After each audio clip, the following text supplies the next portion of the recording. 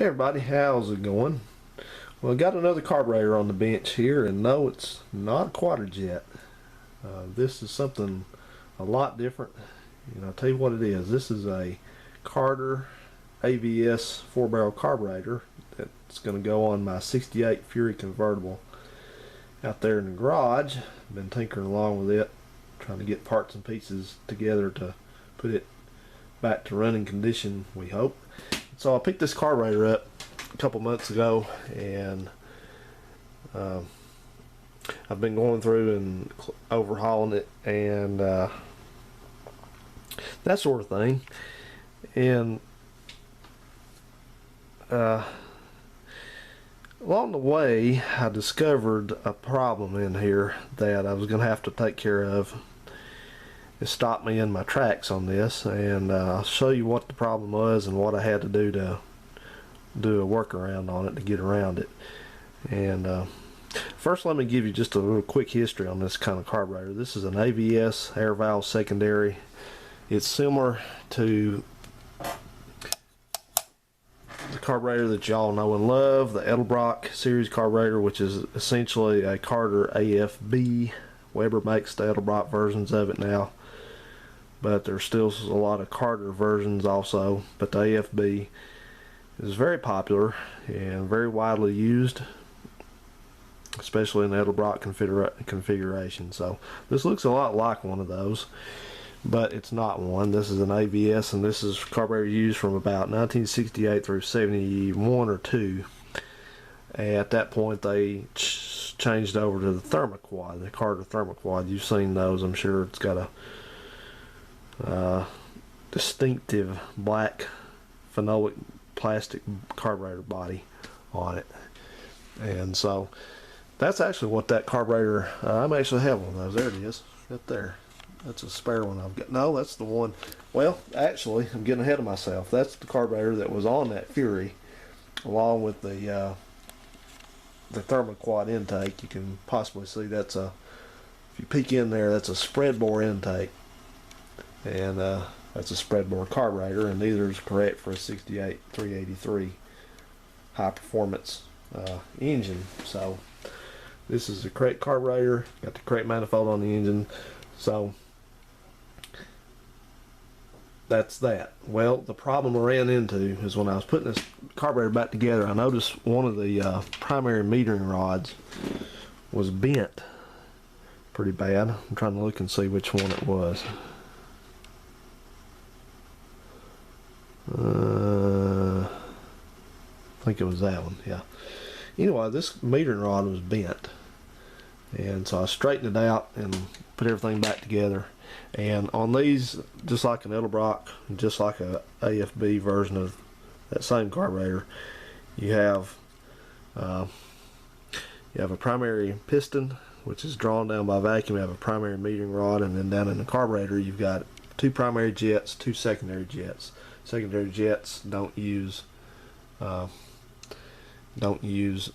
of metering rod on those, but we'll do that in a minute. I've got to do that with two hands. But that was the problem. This rod here, I keep picking up the wrong one. Yeah, it was this one. This primary rod was bent. So anyway, I tried to put all this back together, put all the stuff back together, and I noticed that when I put it back together and was pushing down on it, this rod, somehow, you probably can't see it because the camera does not like to focus on things in close-up, but right there in that bend right there, if you notice, maybe it'll focus a little better, but right there where my finger is, a cross-section of that metering rod was actually worn down, like halfway as thick as it should be, and I don't know what it caused that. Somebody had I think somebody had rebuilt this carburetor one time, and they screwed a couple things up, which I'll tell you about that too. So anyway, what happened as a result of that thing being worn through and it being bent, it had started to crack this rod right here, right in the outside curve of it, and so when you push down on the rod, the whole thing would flex, and that's not good. So okay, I needed a new metering rod, probably needed two metering rods. Well, there comes the issue. Carter, well, Carter's out of business as far as this stuff goes, but nobody makes metering rods and jets specifically for an AVS anymore because they only used them, you know, what, 4 years? So there's just not enough demand for it, so they didn't use them that many. So suffice to say, you can't get replacement metering rods for them new, and you can't get jets for them specifically new. Now, here's the thing you need to know about these AVS carbs in the original configuration. The primary rods are what's called a three-step or a three-stage rod, which means if you look up here, I'm going to try to get this to focus better somehow. Let's see if I can trick it.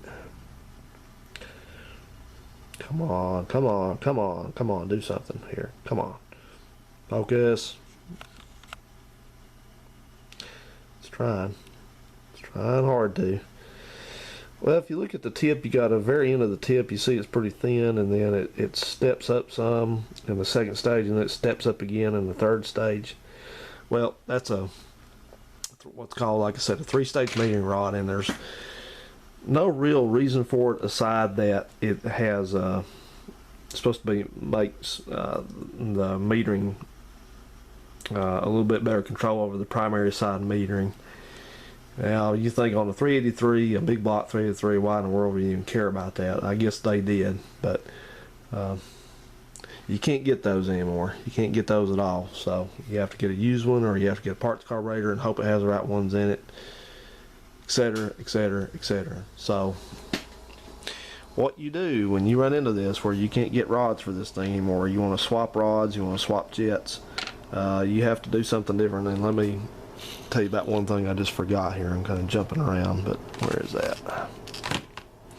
Oh yeah, this carburetor, like I said, is just like an Edelbrock. It uses 4 jets, but you see how tall these 2 jets are. I have one down on the table, and then this jet, if you compare this, I'm sorry I didn't show it to you when I had the carburetor top off, but I forgot about it. Well, actually I wasn't going to do a video, and I decided to do one anyway. But this is what's called a tall jet, and this is specifically for use for those 3-stage metering rods. So now then, let me get to what you have to do to work around this. You have to do a conversion on this thing, and you have to convert the rods and jets that are in it, the 3-stage rods and the tall primary jets. You don't have to worry about the secondaries at all because they're just flat jets. Don't worry about them. But these 2 tall jets, you have to take those out, and you have to get rid of these 3-stage rods. So what I bought was, first thing I bought, Edelbrock 1424, which is 2 metering jets, the flat style that everybody knows and loves from Edelbrocks. And these are 89 jets. That's what's supposed to be in the front. Actually, it is some weird stuff on this thing. So sometimes the jets would be different sizes between what they call the pump side, which is the accelerator pump, and the far side. But we ain't gonna worry about that. So I put 289 jets in the front. This is exactly what was in it from the factory, except they were the tall ones. So 2 flat, short 89 jets. This is your part number right here, 1424. You can order those anywhere. Wasn't much money. And then you got to get the correct primary rods, so what's called a 2-stage rod, to go with those short jets. So in other words, you're putting in the exact stuff you would put in a Carter AFB or a modern Edelbrock version of the AFB. Same thing, and this is what it looks like when you're done. You just take your original power piston, I guess you would say this is, and you put the new, this is a 2-step. You see it's only got 2 different steps on it. Thin at the bottom that steps up to the, I know that's not focusing worth a shit, but I can't help it. Tapers up. This one actually doesn't step, it just kind of tapers, but it makes me so mad. What a piece of shit. But take my word for it, it tapers, and any of you have seen these rods, you know what they look like. But the part number on that is Edelbrock 1463, and those rods, you can get the dimensions off a website, and I'll try to give you the link for that. That's a good, it's on, I think it was on My Mopar or Moparts or something like that, but they gave the original specs on the original 3-step rods, but they went from a 67 down to a 55 on the power tip of it. So what I did was, and then of course there was a third one right in between those two, which we're not going to care about now because we're not using those 3-step rods. So this is what I bought. These are 67 and 55 on the wide and the thin side, so the rich end of it. So those are as close to the factory specs as you can get. Now that's the bad thing about these kind of carburetors, that you have to, if you get it all together and it doesn't, you find out it's too rich or it's too lean, then you got to go buy some more rods. You always change rods on these before you change the jets. You want to do the jets last. So the good thing about it is that these power pistons and the rods just come right out the top. They've got a spring under them. They vacuum draws them down, but you've got a you've got a, just like the Edelbrock, you've got a cap that goes on it with a screw in it. But here's the other thing you have to do. You see how this one is domed? It's not entirely flat. You know, the Edelbrocks and the AFB has just a flat sheet metal cap on it. Well, you can either buy the sheet metal caps, which I don't know if you can order those separately, or you can do what I'm going to do, and is recommended, and that is you fill in with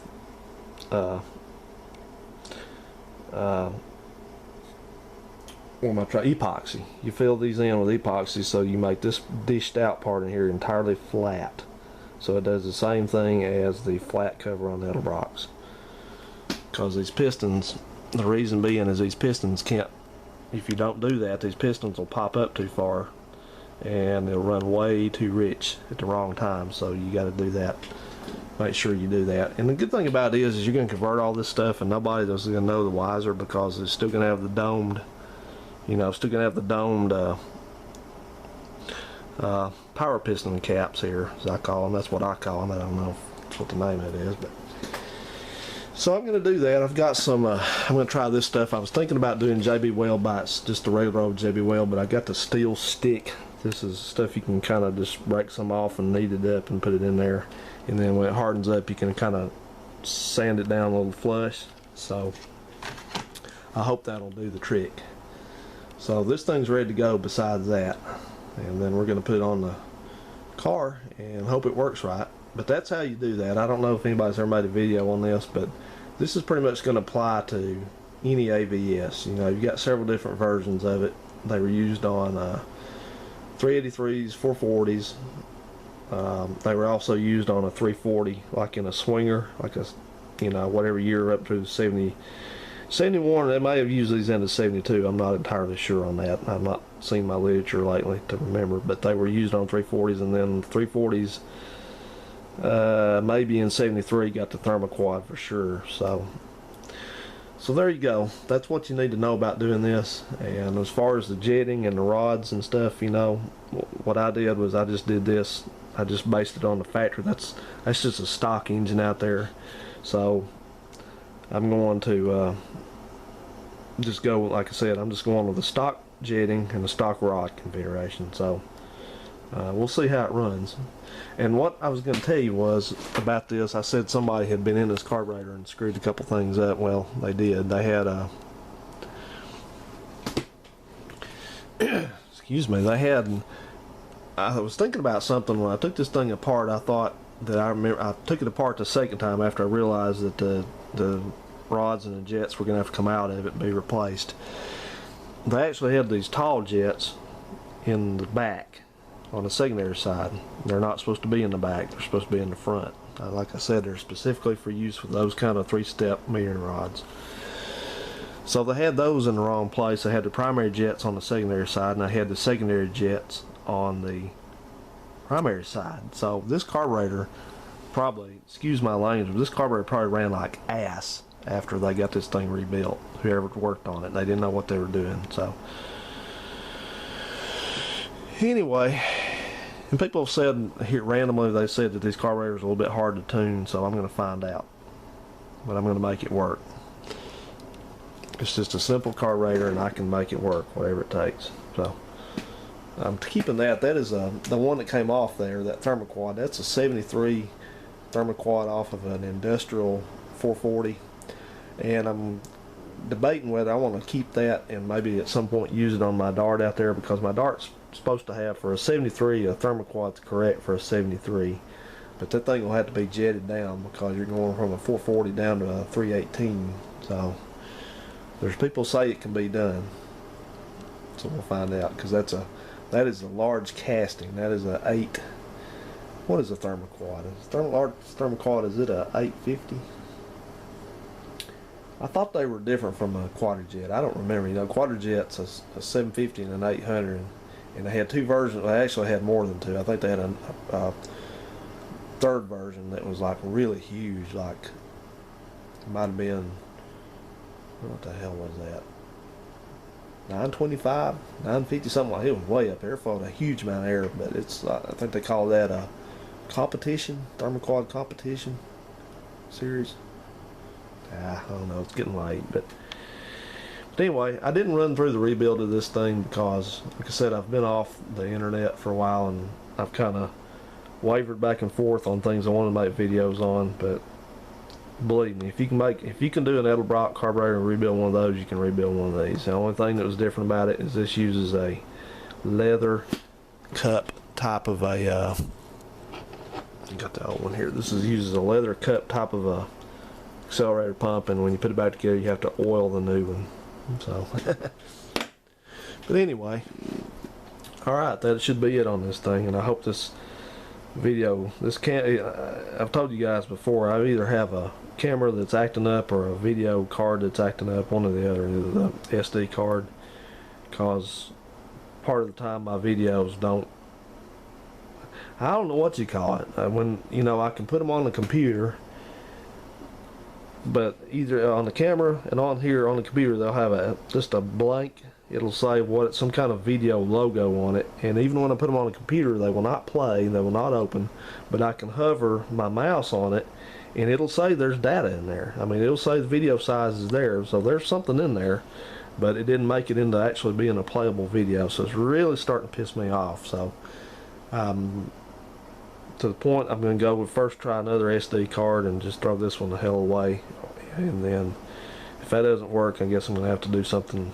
spend some more money, I guess. But I'm glad to do that because I really miss throwing videos up, and I've got several to go, so you guys, by the time this one gets put up, hopefully you guys have already seen several that I've been working on. So, but anyway, I want to keep you up to speed. I know when somebody disappears off YouTube for a while, everybody fears that they're not coming back, or they're just you're gonna miss, not know what's going on. So I've been making videos along the way, so you'll have stuff to watch to keep you well, bring you back up to speed, I guess. But I'm really getting itchy to get that Fury running, because I want to hear it run. I want to hear it run, and I want to hear that Oldsmobile run. So we've had a mild winter so far. It may turn nasty in the next month or so, but so far it's been pretty mild, and I'm itching to do as much as I can. So thanks for joining me, and we'll tie back into this. I'm going to throw this carburetor on. I got a fuel line coming for it. I know what you're saying. Why are you going to have a fuel line for? Don't you just throw some hose?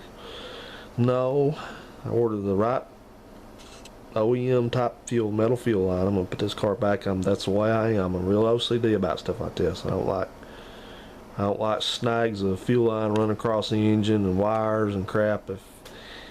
If it ran in 1968 that way, then it's going to run now that way, if I have anything to do with it. So you'll see. We'll be there, camera in hand, hopefully. Good Lord willing. Thanks, guys. Y'all have a good one. See you soon. Bye. Alright, just to follow up on this Carter AVS modification that I did, I showed you in this last clip, where I changed the jets and changed the metering rods to put in the AFB style equipment, which is more or less what you have to do now. Unless you have all your original stuff that's in good shape, you can keep it, but if you got any problems with it, like I had some worn out metering rods and I had wrong jets, you can't get that stuff new anymore. You can't get the AVS-specific stuff anymore, so you have to swap over to the AFB style, which is the Edelbrock style. Edelbrock AFB is essentially the same thing. So when I showed y'all that. I had one thing left to do, and that was, these are the, I think I may have I haven't watched that video in a while, so I've not even actually got it posted yet. I've been behind on stuff, but this is the, this is one of the metering rod caps, I guess you could say. This is the little, it's got a screw. This is the little that holds it on. Let me say that in the right order.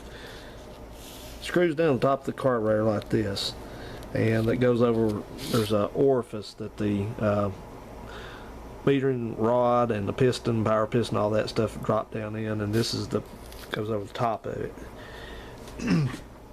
Well, here's the thing, since the assembly on AVS, that assembly, power piston and the rods are all longer, then this thing is domed. If you look at that, obviously it's got a dome shape to it there, and the version that goes on an AFB or an Edelbrock is flat. So if you use the AFB metering rods and jets, then obviously you don't need this dome part anymore, because it's going to make the metering rod raise up too far in the jet, so we don't want that. So what I did was I simply took some of this stuff. It's called steel stick epoxy. You can get this at the parts store. It's made by JB, and it's one of those little things you just tear off a little piece of it. But well, it's got two different little colors in it. You knead it up in a ball, mix it up, and then I just simply took that and filled in right there with that. Hopefully we can see that. That's before I've done anything with it. That's the rough shape of it, and it's a little bit proud right there, but just fill that orifice there, that hole in, and then I've let that's been on there about a month, so it's nice and cured now. And then I just took a piece of sandpaper. That's what is that? It's 80 grit, and took the other one that I've done, I've processed already, and just easily sanded that down so it's all nice and flush. I learned that trick about putting something down to the bottom here so it'll focus. But anyway, now, excuse me, it's nice and flat, so that will serve perfectly. That's not going to have, that should not have any sort of liquid gas coating that very much. Might just be a little bit of vapor, so that should hold up just fine, I think.